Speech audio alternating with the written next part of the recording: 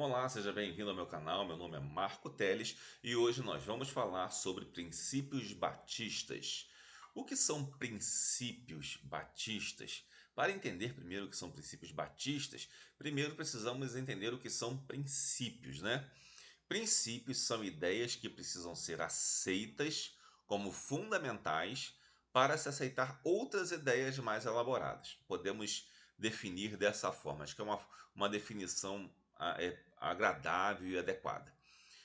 Na verdade, os princípios, todas as coisas, todos os grupos humanos têm seus tipos de princípios. Alguns têm princípios que levam para um caminho ou para outro.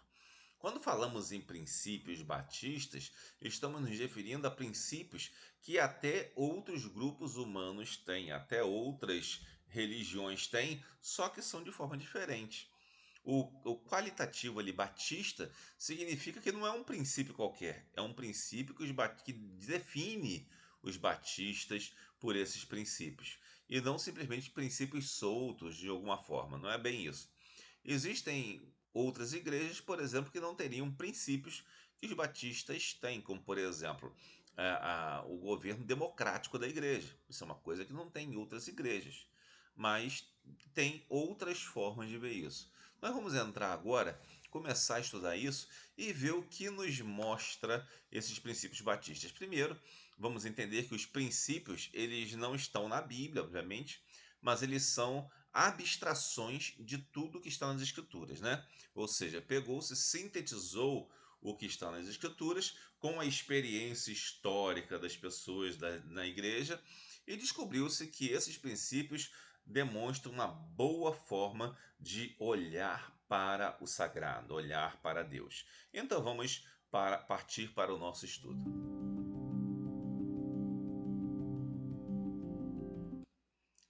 Bom, primeiro nós vamos falar do princípio da autoridade, né? E nesse princípio da autoridade, nós falamos da autoridade de Jesus Cristo, das Escrituras e do Espírito Santo. Hoje nós vamos falar sobre a autoridade de Jesus Cristo, né? Se você for no site da Convenção Batista Brasileira e procurar por princípios batistas, você vai encontrar o texto que está aqui, que eu vou ler para você, simplesmente para facilitar, né, e não esquecer de falar nada. É um texto até bem resumidinho, né, que ajuda bastante a entender. A primeira coisa, o primeiro parágrafo ali que seria interessante a gente notar é que um dos princípios batistas, que o princípio batista da autoridade de Cristo, ele vem da ideia de que não pode haver uma outra autoridade, não pode haver um grande bispo, um papa ou um sacerdote que tenha autoridade sobre a igreja. A ideia é que a autoridade máxima é Cristo, né? E na verdade acaba sendo a única autoridade para o cristão. Cristo é a autoridade máxima. E ele é não só a autoridade máxima, como a única autoridade.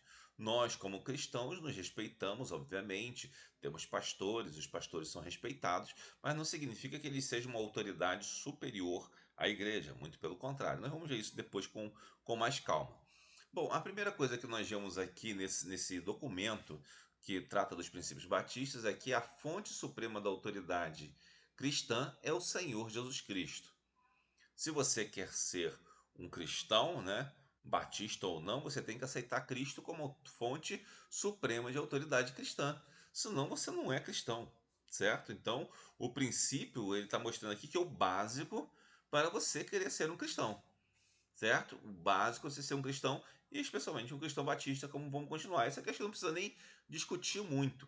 Jesus é a suprema autoridade cristã porque toda a Bíblia foi uma revelação de Cristo que viria e veio ao mundo, morrer em nosso lugar, pagar pelos nossos pecados, ressuscitar ao terceiro dia para nos salvar. E essa autoridade de Cristo é uma autoridade em amor, uma autoridade que só Ele pode ter. E só Ele tem os requisitos para reclamar no sentido de dizer que essa autoridade é dele, tá? Então, Jesus Cristo é a suprema autoridade cristã.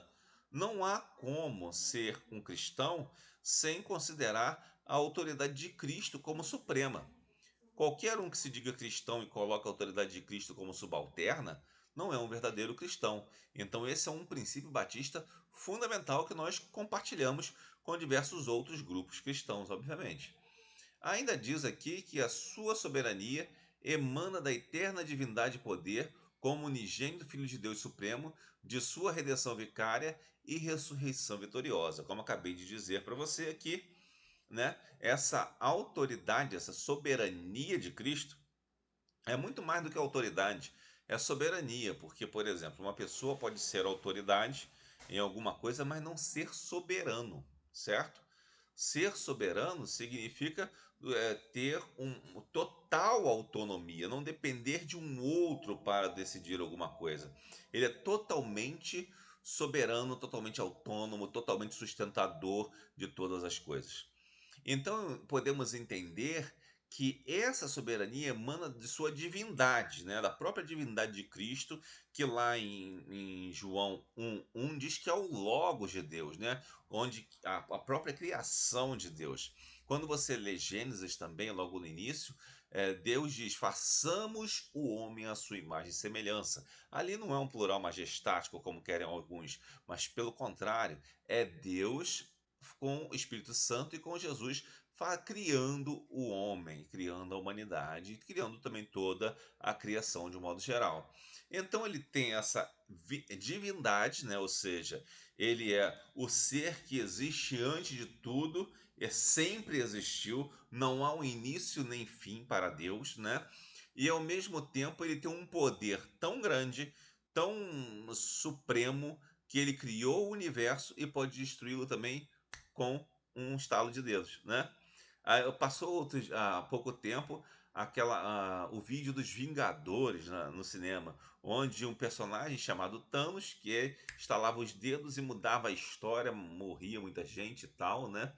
Mas eu posso dizer que Deus não precisa nem estalar os dedos, não precisa correr atrás de nenhum artefato. Ele mesmo é o poder. Quando você via na história lá, para a gente fazer uma conexão assim mais com o que com uma coisa que ocorreu atualmente, mesmo que seja no mundo da arte, aqueles personagens estavam atrás de um determinado artefato, que aquele artefato daria poder para fazer aquela ação de destruir ou salvar a humanidade. Só que Cristo é tão poderoso que ele não precisa de artefato nenhum. Ele mesmo é o poder. Ele é todo o poder. E ele decide fazer o que quer. Só que Cristo não quer destruir você. Cristo quer te salvar. Cristo quer te abençoar. Ele veio para te salvar. E ele é o unigênito Filho de Deus, ou seja, o único Filho de Deus. Não há outro que se possa dizer filho de Deus. Existem alguns já dizendo que são Jesus que vieram ao mundo. Já tem alguns na China, por exemplo, se dizendo que são Cristo reencarnado e tal, quando isso não ocorre. O unigênito é o único gerado, único nascido, né? Então não vai nascer outro Jesus. Isso não existe. Isso é uma ideia de, digamos assim, esoterismo, nessa ideia de que haverá outro Jesus. Jesus é o unigênito Filho de Deus. Só nasceu ele lá em Israel, em Nazaré, né, em Belém, melhor dizendo, no século I, que morreu no ano 33 e ressuscitou, tá? Só ele. E ele também diz que essa redenção foi vicária, isso também dá autoridade a Cristo. Imagina que você é como se fosse um escravo do pecado. Você não tem nenhuma salvação, não há nenhuma solução para a sua vida perante o pecado. Você está totalmente condenado. E é assim com toda a humanidade. Nós nascemos condenados à morte pelo pecado, e porque nascemos e crescemos, tomamos consciência do mundo e geralmente escolhemos uma vida pecaminosa, né? Ao invés de negar a Deus, se afastar de Deus. O pecado é uma coisa que mancha a nossa alma e nos afasta de Deus, nos torna cada vez mais carnais e cada vez mais seguros de si. E quando nós nos tornamos muito seguros de si, achamos que podemos muita coisa, né? Isso nos afasta de Deus. E o pecado costuma fazer isso, costuma tornar as pessoas arrogantes e afastarem-se de Cristo. Alguns podem até ter boas ações, mas quando eles estão na arrogância, eles estão se afastando de Cristo, ou seja, é a semente do pecado no coração deles, querendo tomar o lugar de Deus. Então, essa redenção vicária de Cristo veio para morrer no seu lugar e no meu lugar, porque nós já estávamos condenados. Não havia solução para nós. A única solução era Cristo morrer por nós para nos salvar, livrando-nos da morte eterna. É claro que todos morreremos aqui se Jesus não voltar antes, mas especialmente a morte eterna disso que Jesus veio nos livrar. A morte eterna é a morte espiritual, depois da morte física, quando podemos estar com Cristo eternamente, termos a vida eterna, ou estarmos separados de Cristo no inferno, na morte eterna. Então, tome cuidado com isso. Jesus veio para nos livrar da morte eterna. Jesus veio para nos livrar do inferno. Ele tomou o seu lugar na cruz do Calvário. Quem tinha que morrer na cruz era eu, era você, não era Jesus. Mas Jesus morreu em nosso lugar e por isso ele tem autoridade. E ele tem autoridade também porque ele podia fazer isso. Qualquer outro que morresse pelos homens não teria essa capacidade porque simplesmente não era o próprio Deus encarnado. E temos ainda a sua ressurreição vitoriosa. Imagine que Jesus viesse ao mundo, pregasse o evangelho, morresse na cruz e não ressuscitasse. Ora, se ele tinha que ter uma vitória sobre a morte, essa vitória tinha que começar nele. Tanto é que Jesus é considerado o último Adão, né? Depois de ter o primeiro Adão, que foi o próprio Adão, marido de Eva, e Jesus é o último Adão, que gera uma nova natureza de seres humanos salvos que vão encontrar com ele no céu. E Jesus, quando ressuscitou ao terceiro dia, ele obteve vitória sobre a morte completa. A morte foi envergonhada. Onde está, a morte, o seu aguilhão, diz o texto bíblico. Né? Não há aguilhão da morte, não há castigo da morte para Jesus. Jesus venceu a morte e por isso ele pode nos livrar, e por isso ele tem autoridade para ser o nosso Senhor, total autoridade. Podemos ainda pensar que a autoridade de Cristo é a sua expressão de amor justo, sabedoria infinita e santidade divina e se aplica à totalidade da vida. Ou seja, existem pessoas que têm autoridade, mas são realmente sem sabedoria nenhuma, às vezes, né? São, são pessoas que não conseguem se comportar corretamente, nem isso conseguem. E às vezes tem um amor injusto, né? Quantas pessoas têm poder e protegem aqueles seus queridos do que a justiça deveria ser mesmo, né? Mas Jesus não, o amor dele é justo, mas tão justo que ele sofreu o pecado por você, né? Ele sofreu a morte por você para tomar o seu lugar. Por isso que é justo o sacrifício de Jesus na cruz do Calvário, porque ali ele morreu em nosso lugar para que se satisfizesse a justiça. Se você tinha que morrer, então automaticamente pelos seus pecados, alguém tinha que pagar esse preço para resgatá-lo. E Jesus nos resgatou por amor, a sabedoria infinita e santidade divina. A sabedoria de Jesus, ela conhece todas as coisas, sabe de tudo que pode acontecer, sabe o seu futuro, o meu futuro, e sabe também o que é melhor para nós. Às vezes, quando queremos alguma coisa, pedimos e não temos muita sabedoria em pedir, mas Jesus tem. E nessa sabedoria ele nos responde como deve responder, da forma correta e não da forma que nós pensamos que deveria ser respondido. E Jesus, quando responde isso, ele nos responde da forma que nós vemos foi a melhor possível. A santidade divina também significa que Jesus é separado de todo mal, separado de todo pecado. E não é separado como uma pessoa que vai para o mosteiro e fica lá a sua vida toda, não. Ele é separado de forma divina, porque ele não se contamina com o mal. Deus está em todo lugar, em todo tempo e ao mesmo tempo. Tem um salmo que diz assim: ainda que eu fizesse minha cama no inferno, até lá tu me acharias, até ali tu estarias. Porque Deus está em todo lugar, ele não se contamina com nada, porque ele é santo, ele é separado em si mesmo, de uma forma divina, que nós não podemos alcançar, né? E isso se aplica à totalidade da vida, ou seja, toda a nossa vida ela é influenciada pelo amor justo de Deus, pela sabedoria e santidade divina de Jesus também. Em tudo que nós fazemos, isso está se mostrando. Como percebe que isso é um princípio, né? Porque o princípio se refere a tudo. Ele é global. Ele não é uma coisa mínima. Ele é global. Então, como ele é global, ele é generalista. Ele vai dizendo que se reflete a tudo. Se você voltar um pouquinho antes, a fonte suprema da autoridade também é o Senhor Jesus Cristo, ou seja, também é global, é geral, né? Global, não levando para o lado do globalismo, como dizem hoje, mas global no sentido amplo, geométrico da coisa, né, da nossa vida, né? Então podemos entender que Deus, ele é tudo em nossas vidas. E além disso, dessa autoridade procede a integridade do propósito cristão, o poder da dedicação cristã e a motivação da lealdade cristã. Ou seja, você só é um cristão íntegro porque a autoridade de Cristo é a base para isso, né? Você só se dedica à pregação do evangelho porque a autoridade de Cristo lhe dá essa autoridade de pregar o evangelho. E a motivação da lealdade cristã também é a autoridade de Cristo, porque nela você pode confiar e saber que Deus vai te garantir naquilo que você está fazendo na sua lealdade. Você pode ser fiel até a morte, que receberá a coroa da vida, como diz Apocalipse.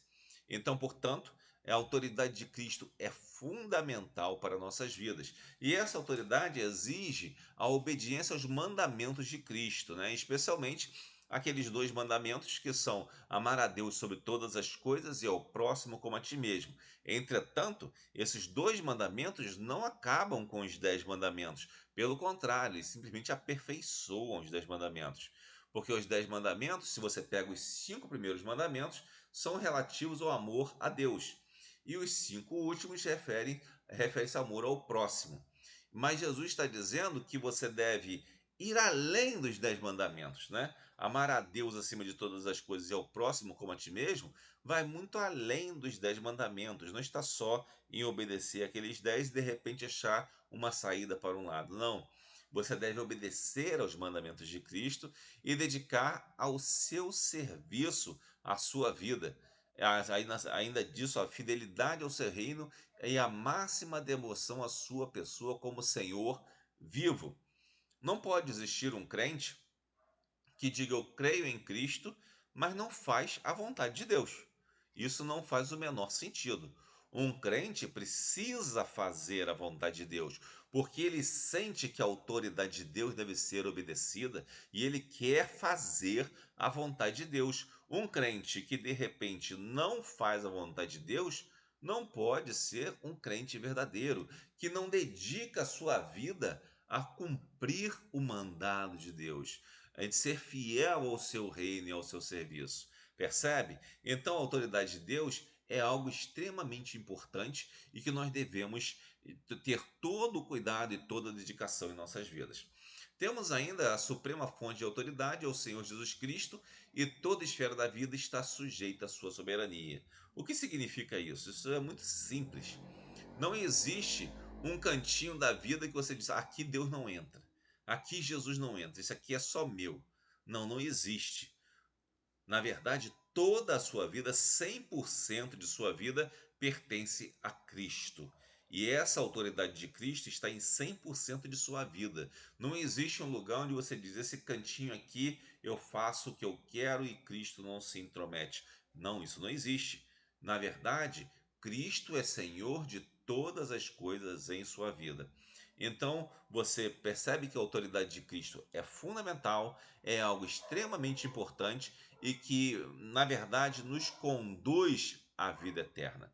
Então, estamos por aqui, falamos sobre esse princípio batista da autoridade, hoje enfatizando a autoridade de Cristo, sabendo que a autoridade de Cristo é o que nos motiva, é o que nos faz ser verdadeiros cristãos. Então, princípios são o quê? São ideias gerais que embasam todas as outras ideias mais complexas que vêm depois dela. Essas ideias, esses princípios, você precisa aceitá-los inicialmente para que possa construir outras ideias, como as doutrinas batistas, em cima desses princípios, tá bom? Então, que Deus o abençoe e que você tenha um dia, uma semana, um ano, tudo abençoado em nome de Cristo Jesus. Amém.